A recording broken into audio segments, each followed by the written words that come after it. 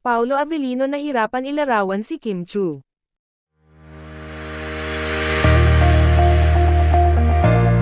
Todo ang pakilig sa episode ng What's Wrong with Secretary Kim, sina Kim at Pao kung saan ay pinag-usapan talaga ang bawat episode, lalong-lalo na ang kanilang mga kissing scene.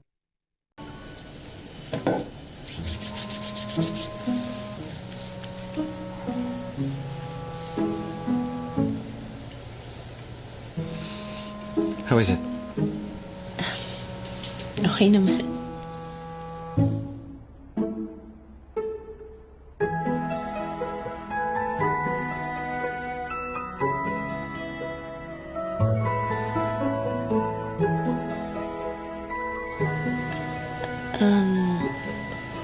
I love you too, boss.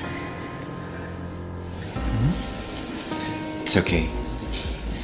At this point, I don't really care what you call me.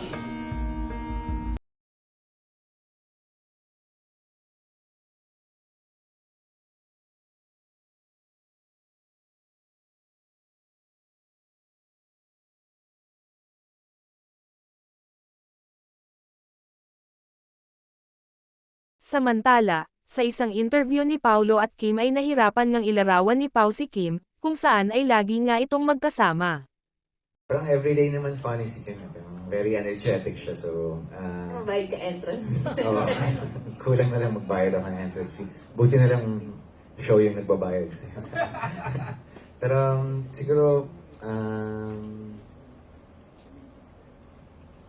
hirap kasi everyday talaga, Kim's always full of energy every day and parang every day is a different, parang it's a different experience with her when sa set.